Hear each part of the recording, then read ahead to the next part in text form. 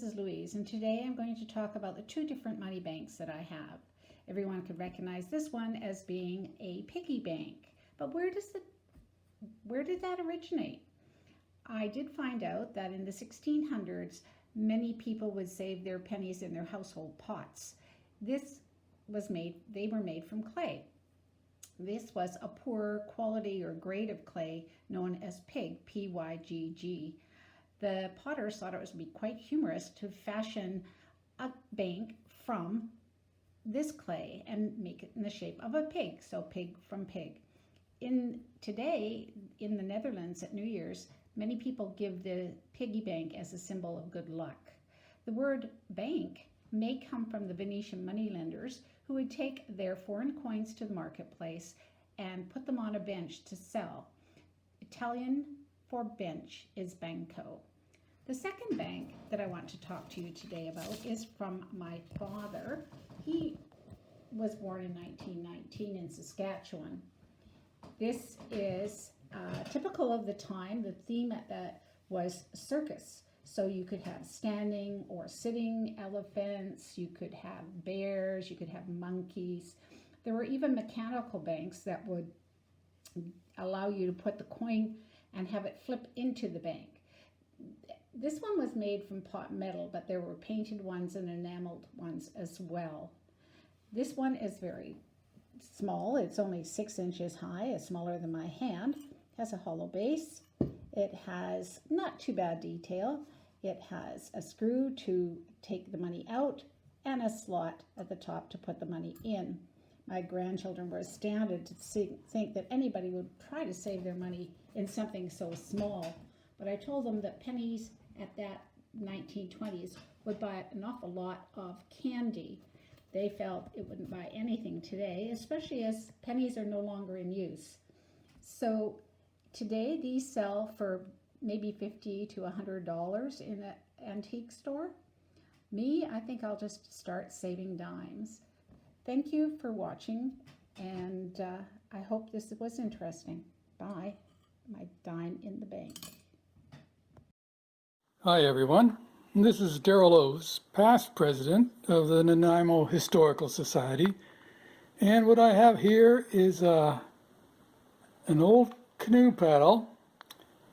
It's been in my family for since time immemorial, or which is as long as I can remember anyhow. It's always been a fixture at home, and I'd like to share it with you, and hopefully somebody in the viewing audience can explain its provenance. There's no signature, no markings, no trademark on this paddle, and neither is there any intricate carving. So I do not know if it's intended to be ceremonial, decorative, or functional. When we go down to this end, it used to have a spear point, and it's always been broken off as far as I can remember. As for artwork, what we do have here is a sea serpent by the looks of it, and it is a cedar paddle, excuse me, all in one piece, not laminated. But in this end, you expect to find a carved grip or sort of a one-piece grip or monolithic grip. But in this case, it's a mortise and tenon joint. So that doesn't strike me as the most reliable way to work this. That can potentially come off in your hand or with expansion and contraction of wood over time. So that's one reason I think this may not be a functional paddle. Now flipping it over and actually giving it another turn around, this almost looks Egyptian inspired to me.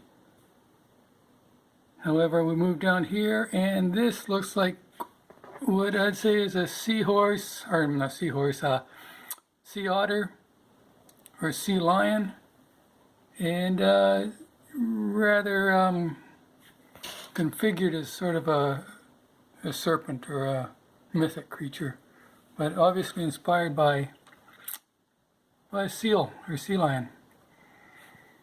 Okay, coming up on 3 minutes, and I think I've said all I can say about it, and hopefully you'll be able to tell me something about it. Maybe we have some First Nations viewers or anthropologists. Anyhow, time to sign off. Bye for now. Thanks for watching.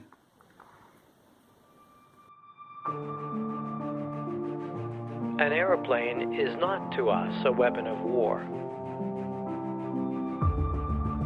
but a flash of silver slanting the skies. The hum of a deep-voice motor, a feeling of dizziness. It is speed and ecstasy. A Royal Canadian Air Force pilot by the name of John Gillespie McGee Jr. wrote that back in 1941. He also wrote the world's most famous aviation poem called High Flight, which he wrote at 30,000 feet in the air while test piloting a brand new Spitfire airplane. Pretty impressive. I mention this as a poetic segue into a little slice of Nanaimo's aviation and airport history. 80 years ago, during the Second World War, the Nanaimo Airport, which was then called the Cassidy Airstrip or Station, was a training school for pilots where they taught new recruits from Canada, the UK, Australia, and New Zealand on how to load, fly, and land planes which would be used to support the Allied troops along the front lines overseas. In addition to flying airplanes, they were learning to fly gliders, big gliders, heavy gliders that contained jeeps and supplies and dozens of armed troops. Take a look.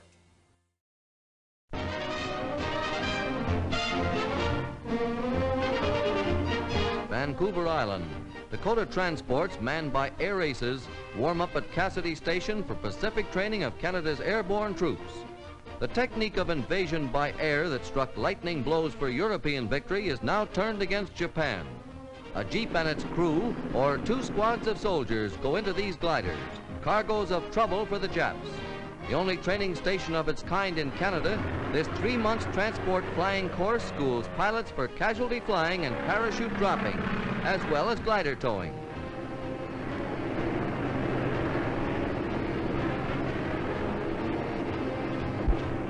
Now ready to cast off the tow rope, and it contains enough nylon for 60,000 stockings.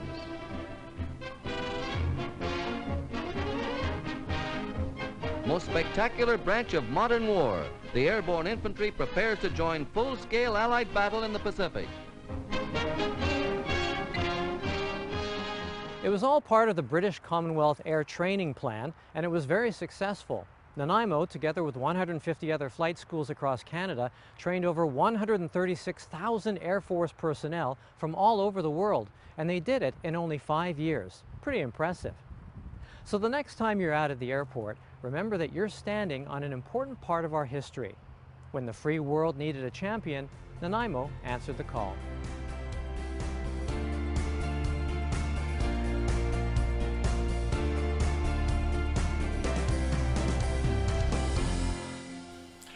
Hi, my name's David, and I have an object for tonight's show and share.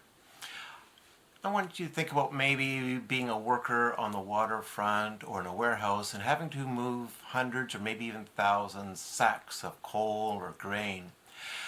On the Nanaimo waterfront, it would have been coal. A lot of coal here was put in sacks.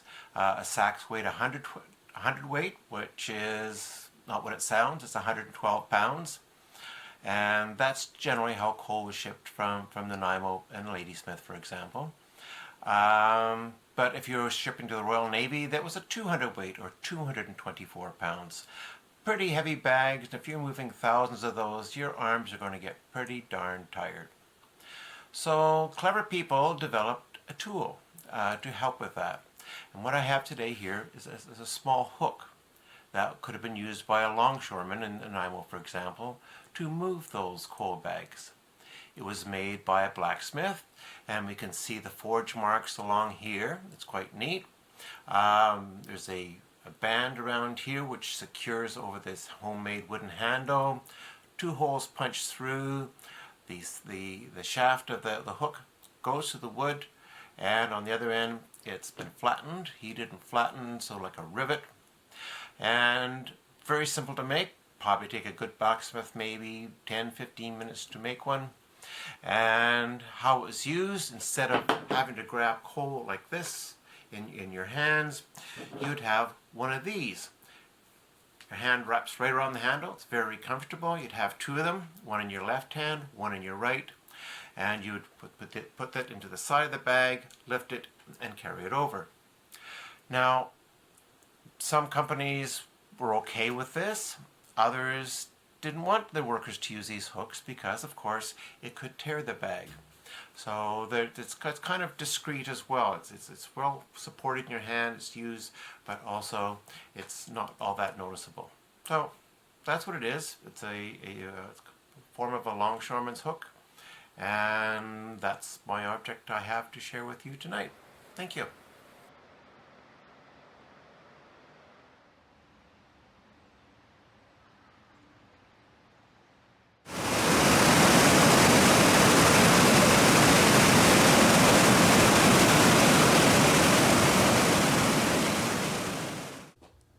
I'm Tony Orchard.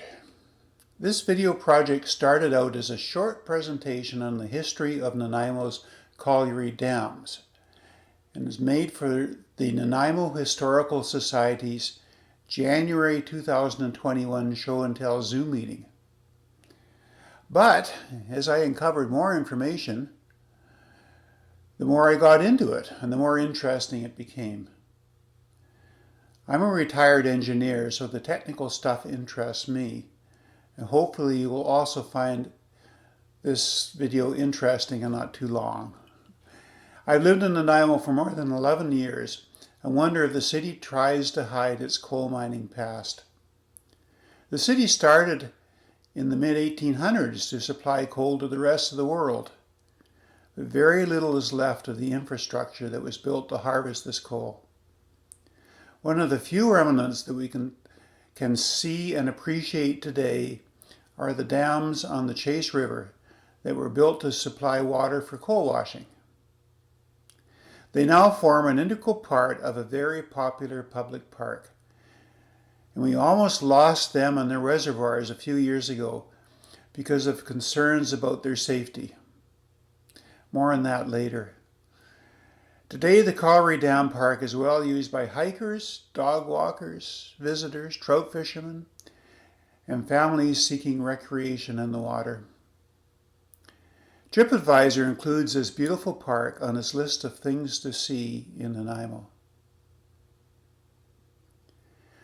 First, a quick refresher on Nanaimo's coal history. The Hudson's Bay Company started mining coal in Nanaimo in 1854. In 1862, they sold more than 6,000 acres to the English registered Vancouver Coal Mining and Land Company. And by 1874, when the city was incorporated, it was the chief coal-producing region on the Pacific coast. In those days, coal was the world's primary source of heat and energy, and demand was exploding. Nanaimo's primary market was California, with coal also shipped to Seattle, Portland, Vancouver, Alaska, and, believe it or not, the Hawaiian Islands. In 1903, the Vancouver Coal Company's common shares were sold to a San Francisco company, the Western Fuel Company Incorporated. And with this purchase, Western Fuel essentially owned much of Nanaimo. And by 1911, Nanaimo had a population of more than 11,000 people, with a predominance of young males. 25% were employed in mining. The Western Fuel Company operated the largest mine in Western Canada, and their number one pithead was located just south of the center of town. It had deep shafts running under the Nanaimo's harbor and connecting shafts to Protection and Newcastle Islands. It used a lot of water for coal washing. The city had been supplying them water from their reservoirs, but as the city expanded and plans for a sewer system were formulated, the city was concerned that they couldn't continue to supply water for number one. There were at least 3 log crib city dams on the upper Chase River, but shortages occurred particularly during the dry summer months.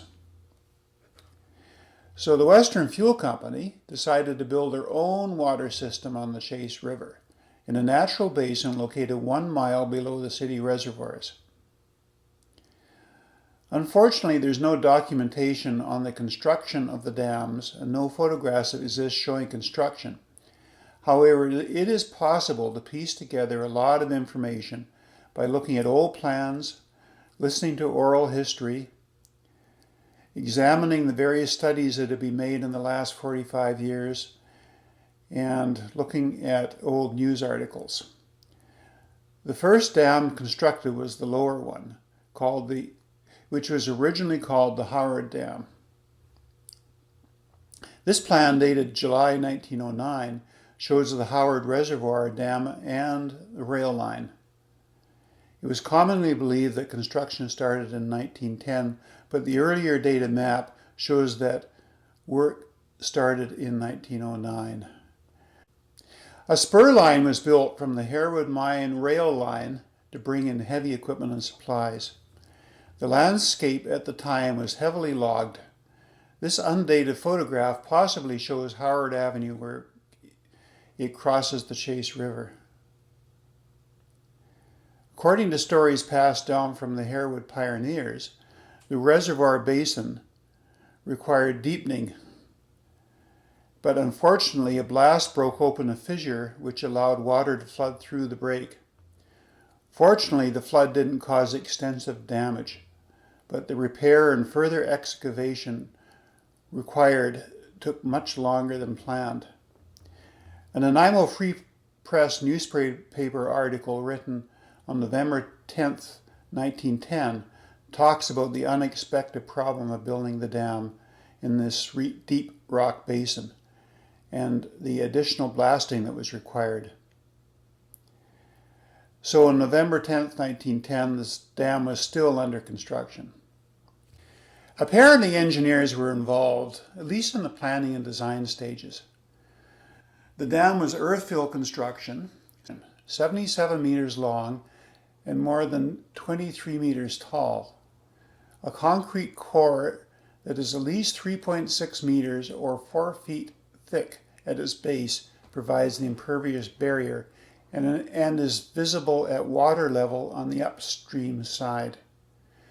Joseph Neens, the Western Fuel construction manager at that time, tells us in a 1967 interview that the first gasoline cement mixer came to town for the job. The amount of concrete was immense, at least 2,200 cubic meters, which today would require 450 cement trucks. But imagine the work with the small mixers of the day. Finishing work was later observed to be excellent. Subsequent boreholes made to examine the quality of the concrete found aggregate size up to 75 millimeters or 3 inches in size. Rebar was sparse and not what we use today.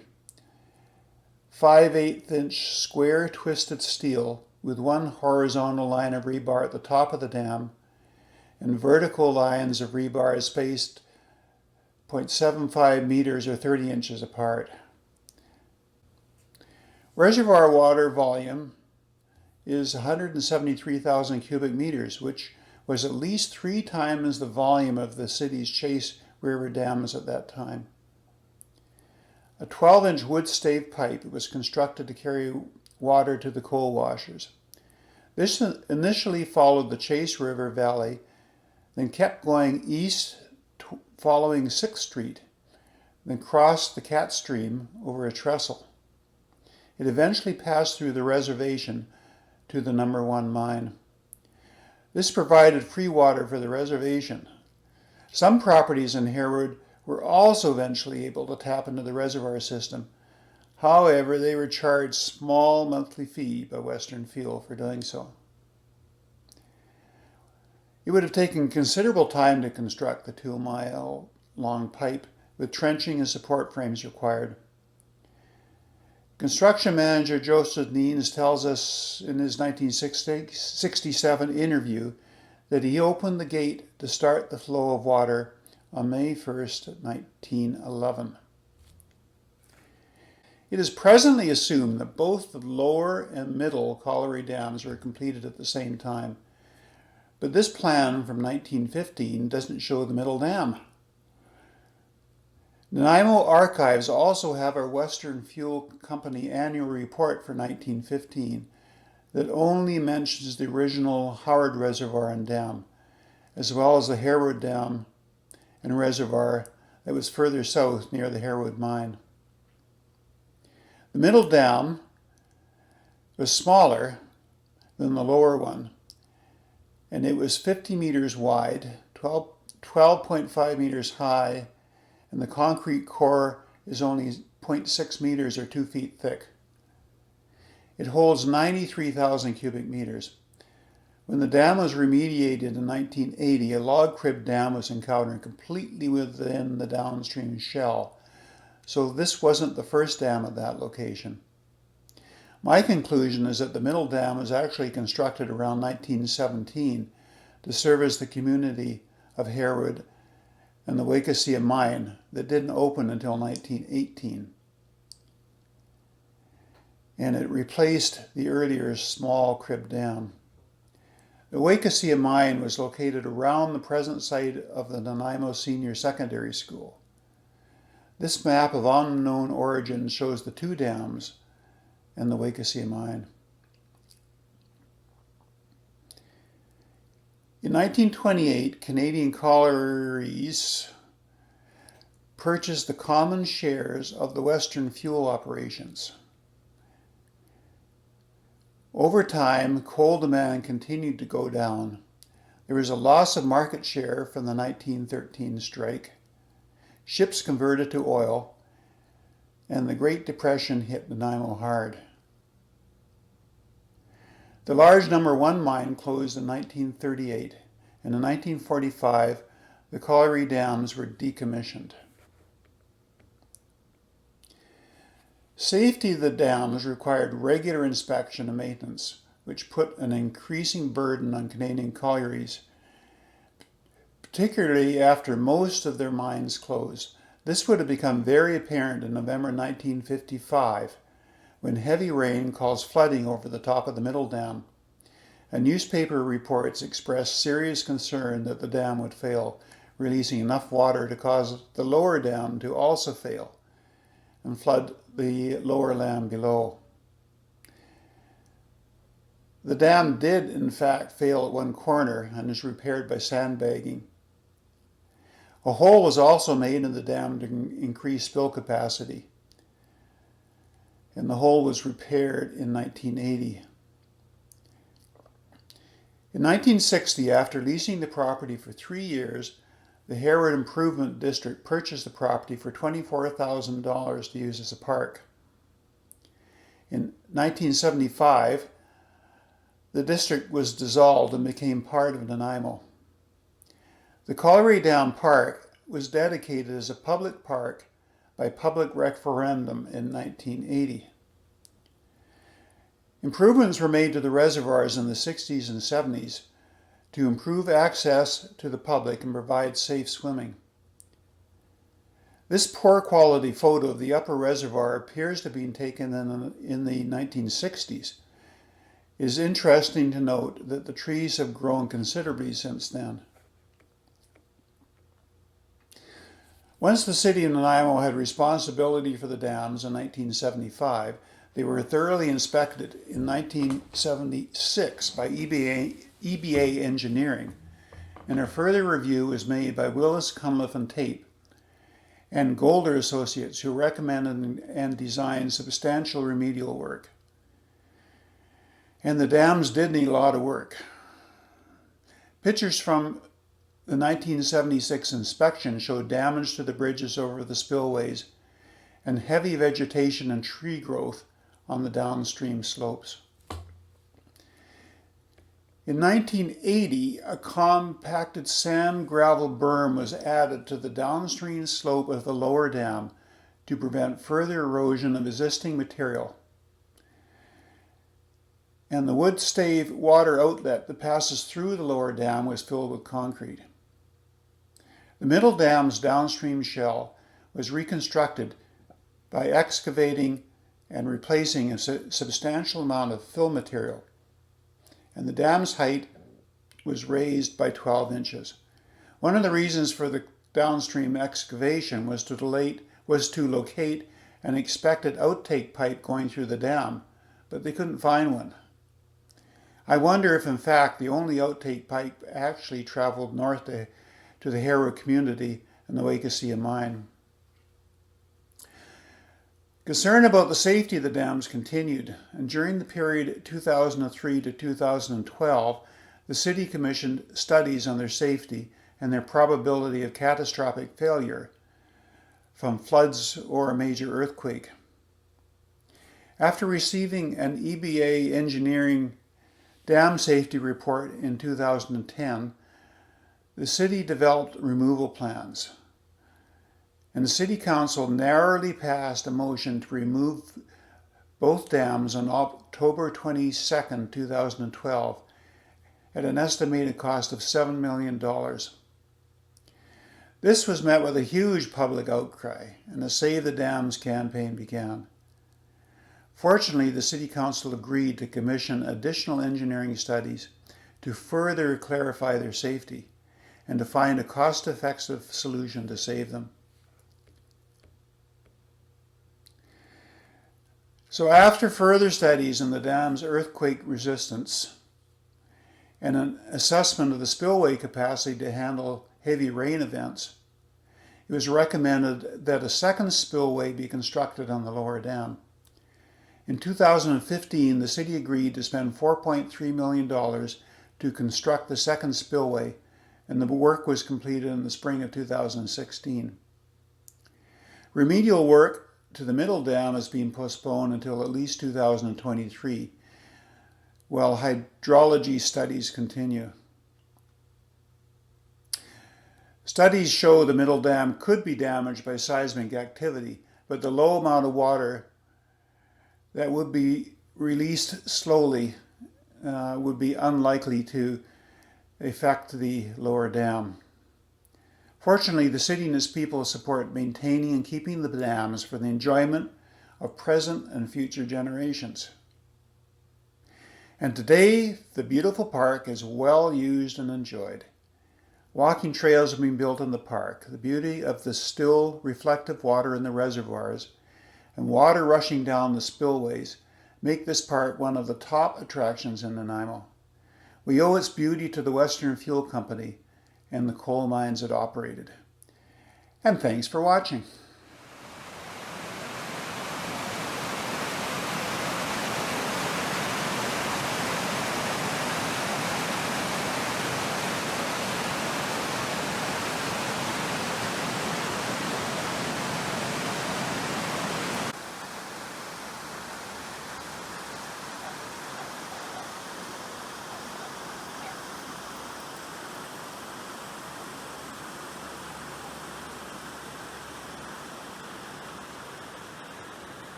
I'm on the beach here in Lanceville at the end of Harper Road, and there you can see the parking area. But what I found interesting on this beach was a elaborate wall, which is now failing, as you can see here. I'll just show you what the wall looks like. Quite elaborate with some contouring on it. And behind that wall is remains of old coal workings, which we'll go up and have a closer look at. As I mentioned, this is at the end of Harper Road in Lanceville, and I'll use my foot for scale. As you can see here, the old slag from coal workings. So I'm not sure what's going to happen here, but definitely something that's over time is deteriorating and unless something's done about it, will deteriorate even further.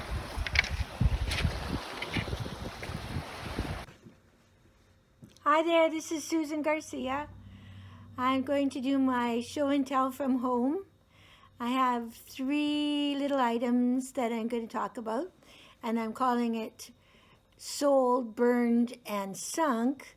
And the first little item that I have is a milk token from Baby's Own Dairy, which is good for 1/2 gallon of milk. And this dairy was located in Cedar on Atkinson Road, I believe. It was it operated from 1920 to 1964 when it sold out to the Nanaimo Dairy Limited. And I got the information about it from the BC Dairy website, and that's a really interesting website with histories of BC dairies from the Chilcotin right through to Salt Spring Island, and some of them are still operating, like Avalon Dairy, which is about 100 years old. But they have their own dairy, BC Dairy Historical Society, and I'm interested to look at that some more because it's got articles about different dairies in a magazine called Butterfat Magazine, and you gotta love that title. So that one was sold. The next one I want to talk about was burned, and that is the Cassidy Inn. In Cassidy, I have a bottle opener from there. Cassidy Inn was talked about by Glenn Mofford, who came to the society as a speaker before. Anyway, he says on line that the Cassidy began as a bunkhouse for the Dunsmuir mines, and built around 1914, and around 1918 Cassidy was officially a district. The building became a recreational center, and then a hotel called the Cassidy Inn Hotel, and it was in existence until 2016 when it burned down. So that's the burned part of my presentation about the Cassidy Inn. If you were lucky enough to have had a beer there, or heard some music, or played pool, you'll remember it. But if not, it's gone. It's been gone for years. So the last thing I want to talk about is sunk, and that has to do with the deep sea tugboat Rivtow Lion that was sunk in Departure Bay, just off of Say-Such-an Island called Newcastle also. And it I have this item, which is the engine plate off of the vessel. The vessel was sunk for use as a artificial reef and dive center. But the story of the ship itself is that it was used by the British in the Second World War, largely to tow ships that were damaged by torpedoes. And it somehow came back here to Nanaimo, where it was in use until 2005. Well, I'm not sure if it was in use until then, but that's when it was sunk. So that's sold, burned, and sunk. That's some of the history that I have. The Rivtow Lion, also known as the HRMT, I believe, HMRT Prudent, and HMRT Cautious. The Cassidy Inn, and the Baby's Own Dairy. Bye. Good evening, Daryl. Hi, Christine. Good to see you. You too, even such as it is.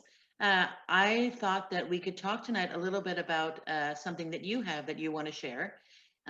You had originally sent me this submission as something to post on Facebook, But when I saw it, I thought, oh, that's a great story. It's Nanaimo, and it's a great story to share on our show and share event. So here we go. So you want to hold that up, Daryl, so people can see it? I will. Here we go. It's a little ring box. Dates from the 30s, and a lot of historical bric-a-brac. Sort of what happened, Christine? Are we still on? We're still on. I'm just making it big so that the viewers can see it better. Okay. A lot of historical bric-a-brac sort of trickled down to me over the years. Because let's see, both my maternal and paternal side go back on Vancouver Island until the late 1890s. I think we both sides dropped in on Vancouver Island, and somewhat not active collectors, but everything just seemed to be a one-way valve. Whatever came into their houses didn't go out. And, I think we call that hoarding now. yeah. So like I said, I have lots of little odds and ends like this, and as Christine was saying, I thought this would be an interesting item for our Facebook, but we'll discuss the provenance a little more. Christine did some more digging into it. What I know about it is that when I thought a little harder about it, it probably didn't come from the O's side of my family. The O's side started in South Wellington.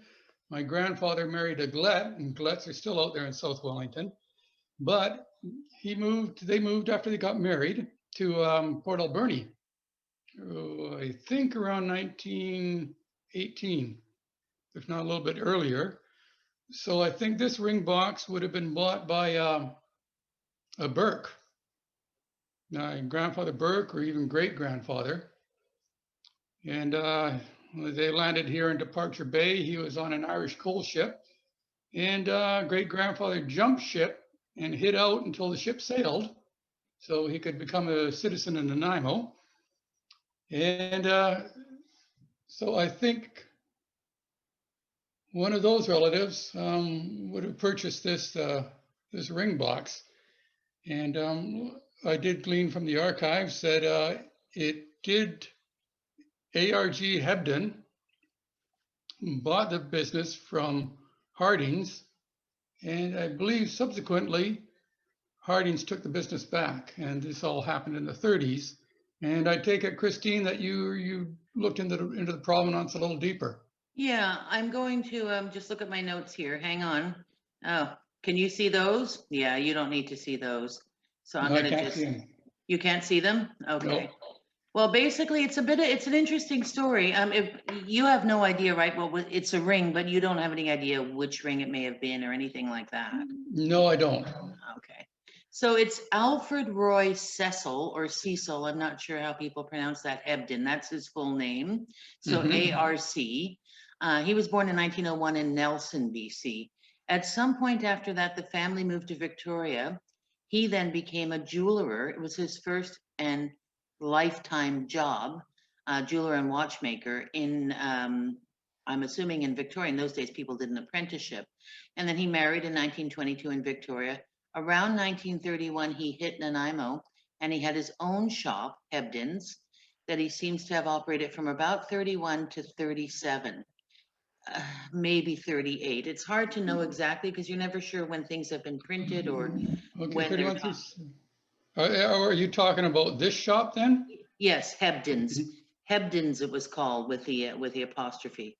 And he lost so he's doing it, he's purchasing this shop and operating it at the, in the depths of the Depression. So it's not surprising that he lost the business around 1938. And then he went back to Victoria, and he went back to become a salesman at the same jewelry shop that he had come from in the 20s, called Mitchell and Duncan in Victoria. He died in 1973, and he had truly been, on his death certificate, it says, I can't remember exactly what the wording is, but he'd been a jeweler his entire life. So that's his story. He came here. He unfortunately came at, really probably the worst possible time, especially in terms of buying luxury items. But I also believe that in those days, it wasn't just buying things. There was also an awful lot of repair. but people didn't have a lot of money in you know, in the 30s to buy nice things. So your family had either had money or they stole it, Daryl. I'm not sure what. Probably the latter. what the thing is. Maybe we have to do another story. And then on that box, you'll notice that it says that he was the successor to E.W. Harding, which seems to be true enough. So that would be one Ernest Wyndham Harding. He was born in 1877 in Bath, England. By 1901, he was a watchmaker at C.L. Brooks, who wasn't here in the 1890s, but he does appear to be here in 1900. This C.L. Brooks is a watchmaker at S.E. Roberts. So when it says, you know, since around 1863, it kind of a little bit gives the impression that Harding's was around since 1863, just boxes. But there appears to have been a success, like a whole bunch of predecessors to that. There's at least C.L. Brooks, at least S.E. Roberts. And these people, some of them, I get the impression, and I can't say this, you know, definitively, but they seem to live in a hotel. So I'm assuming that the bulk of their work was watch repair and watchmaking. Because if you read that transcript, what Mr. Thornycraft said is that they had to make their own parts in those days. There was no just, you know, ordering them from Amazon. You had to make individual parts. So I imagine that was most of their business. And so he then, at some point, Mr. Harding establishes his own jewelry store, and then he retires around shortly before, or maybe he retired because he sold the business to Hebden. And when that doesn't work out, he has to come back. But all during the 30s, he's also the manager of a business called Harding and Aird, A-I-R-D. Yeah. So he came back as a sort of, you know, he wanted to come, he had to come back to work maybe to recoup whatever. And he took on a different partner then. And then later on, it becomes Harding and Sons, and it was located at, as your box indicates, at 132 Commercial. So that would be between, now, to give people a rough idea, that would sort of be between Flying Fish and the Nanaimo Art Gallery. Somewhere in that area. 132 per se doesn't exist anymore. So as stores come and go, they change. Okay. I think the Gazzola block is 130 Commercial. Yes. So it's in that block. So it might very well have been that where I think it was the TD, but it might have been there too. And it was an optometrist for a while. I mean, these numbers changed quite a bit over time. Every once in a while, they'd have a big enough storefront to punch another door in, and then they had to give that business a number. So anyhow, it's definitely on the Flying Fish Gazzola Gazzola building block. It was somewhere in there. I feel that the sign for that store was on Wharf Street for many years. I can kind of remember it. For the Hebden store or the Harding? For the Harding. I sort of feel like, you know, it was Harding and Sons, but I feel like I saw it for some reason. The interesting connection for me for this, and I just discovered this, I'm going to go with 2 hours ago. Harding married a woman named Cornfield, who were the original owners of my family home on Milton, where I raised my kids. So that was kind of an interesting little connection. And then they later on moved into the 200 block of Milton. Anyhow, that was sort of a neat little story. So what you got there in that little ring box is the story of two families, one who probably struggled quite a bit during the Depression, and everybody did. And I don't think of jewelers very often, but I suspect at one time, just looking things up, there were a lot more than we have now. You know, independent jewelers is, I guess, what I'm saying. Little shops. Yeah, well, I think back then, if anybody had any discretionary income, where else could it go but to a jewelry shop? Yeah, and it wasn't like People's Jewelers or those kind of stores. These were independent guys who were trained as jewelers too. This wasn't just, you know, you got them a new watch battery when their Timex battery ran out. You had you had to fix things, and they probably set rings and repaired, you know, necklaces, did all sorts of minute work. So it was a Yeah, different. and a watch was a valuable item. You'd drop it for collateral and pawn Yeah, it exactly. when you're hard up. Exactly. So I think that, when we think about downtown, it would have been quite different, of course, obviously. So there's an interesting story about these people that came through Nanaimo, worked at all these different things. The Hardings are still around. The descendants of that family are still around, and maybe they could even tell us more. I'm not quite sure exactly when Hebden defaulted. Did he just give the store back to Harding, or I'm not exactly sure what the financial arrangement was, of course.